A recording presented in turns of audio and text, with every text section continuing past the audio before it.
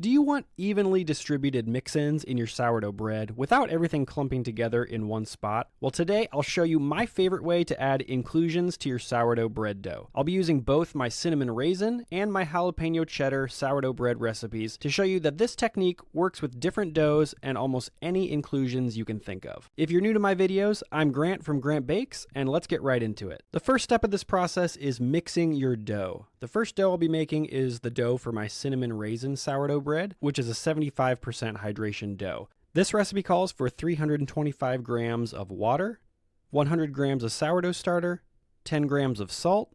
Then I mix all that together to dissolve before adding 25 grams of whole grain rye flour and 425 grams of bread flour. And then I mix all of the dough ingredients together with a spoon for about 1 to 2 minutes until everything forms a cohesive dough. Now for my second dough, I'm making my jalapeno cheddar sourdough bread, which is a 70% hydration dough. This one calls for 300 grams of water, 100 grams of sourdough starter, 10 grams of salt, then I stir it together to dissolve, 50 grams of whole wheat flour, and 400 grams of bread flour. Then I just mix everything together for a few minutes until it forms a cohesive dough. Now after you're done mixing your dough, cover it up with a kitchen towel and let it rest for 30 minutes at room temperature. This rest period will help the dough hold together better during the stretching and folding process. Once your dough has rested for 30 minutes, it's time to move on to step 2, which is to give your dough one set of stretches and folds. And you're still not adding any inclusions to the dough at this point. The reason is, before you add any cheese or nuts or seeds or fruit to your dough, you want to make your dough as smooth and as well developed as possible. For me, that just looks like giving the dough about 10 to 20 stretches and folds during the first set. That seems to provide just the right amount of shape and structure to the dough so that during the second and third sets of stretch and folds, when you add the inclusions, the dough will still hold on to its integrity without ripping or tearing. So after about 20 stretches and folds, this dough looks ready to rest. And then I'll do the same stretching and folding process with the jalapeno cheddar loaf, just giving it 10 to 20 stretches and folds, getting rid of any dry clumps of flour, and making the dough as smooth as possible. And once my dough looks something like this, I'm ready to cover it up and let it rest. So now let your dough rest for 30 minutes at room temperature. While your dough is resting, it's the perfect time for step 3, preparing your inclusions. What I like to do for this process is to mix all of the inclusions together on one single plate or in one single bowl. Since we'll be adding them to the dough in 2 separate batches for this process, having everything evenly mixed together now will help you later when you want to distribute the ingredients throughout your dough. For my jalapeno cheddar dough, I'm mixing 8 ounces of cubed cheddar cheese with 50 grams of sliced jalapenos. For my cinnamon raisin dough, I'm mixing 100 grams of raisins with 5 grams of ground cinnamon. Once you've got all of your inclusions, whatever they are, mixed together evenly in the same bowl, you're ready to move on to the next step. Now that your inclusions are ready and your dough has rested for 30 minutes, it's time for step 4, folding in the first half of the inclusions. Start by wetting your fingertips under water and then dimpling your dough to flatten it.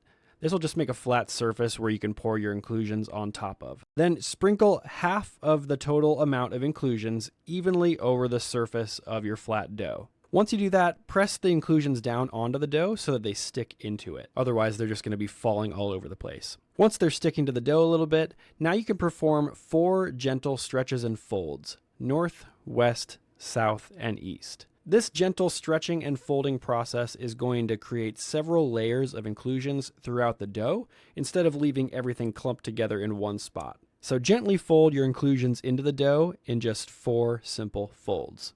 The process is exactly the same for my jalapeno cheddar dough. I dimple the dough, I add half of the cheese and jalapenos, then I complete 4 stretches and folds. By adding the inclusions in stages, they become evenly distributed throughout the dough instead of settling into just a few pockets. Once the first half of your inclusions have been mixed into the dough, go ahead and cover your dough up and let it rest for 30 minutes. Now you're ready for the 5th step, which is very similar to the 4th step, folding in the second half of the inclusions. This will be a little bit more difficult since your dough is already full of inclusions. The dough is going to be heavier, but it's basically the same process as the last step. Just dimple your dough down with wet fingertips and pour the remainder of the inclusions on top of your dough. Then press down the inclusions so that they stick onto the sticky dough. and then give the dough 4 simple stretches and folds to incorporate the remainder of the inclusions into the dough in layers. Just stretching and folding the 4 corners of the dough again this time until all of the inclusions are folded and hidden inside of the dough. Here's that process once again for my cheddar jalapeno loaf. First you dimple the dough down, then you pour the remainder of the inclusions on top of the dough and press them down to stick. Then you fold the 4 corners of the dough, layering the inclusions throughout the entire loaf. And that's pretty much it for adding your inclusions. The rest of the process is just bulk fermentation, shaping, proofing, and baking your bread. What I like to do is place my doughs inside these glass containers with a lid, and then I let them rise until doubled in size on the counter. Once they're doubled in size, I just shape them up into balls for their pre-shape, and then I let them sit on the counter for 30 minutes to rest. And then I shape them into either ovals or rounds, depending on my preference. Today I'm doing ovals for both of these loaves. And then I place them into banneton baskets for proofing. I let them proof at room temperature for 1 hour, just to get a head start. And then I move them to the fridge to continue proofing overnight. The next day, I preheat my oven to 450 degrees Fahrenheit, score my dough, and then place it into the hot Dutch oven with the lid on to trap the steam. I bake it for 20 minutes, and then I remove the Dutch oven lid to release the steam. Then I continue baking for another 15 to 20 minutes until the bread has a golden brown color that I'm happy with. Here's my cinnamon raisin loaf, and I followed the exact same baking procedure for baking the jalapeno cheddar sourdough bread. If you've ever been disappointed with the outcome of adding inclusions to your sourdough bread, give this method a try. I've found that it consistently distributes the ingredients evenly throughout the loaf without leaving everything clumped together in just a few spots. And since I'm already doing stretch and folds anyway during the bulk fermentation step, it only takes a few extra seconds to add the inclusions as I go, so why not? I have videos for both of these recipes on my YouTube channel, both for my cinnamon raisin sourdough bread and also my jalapeno cheddar sourdough bread, so I'll include links down in the video description to both of those videos. I also wanted to give a big thank you to Betty for becoming a channel member here on YouTube. Thanks so much for joining the channel and being a part of the community. I'll see you all in the next video.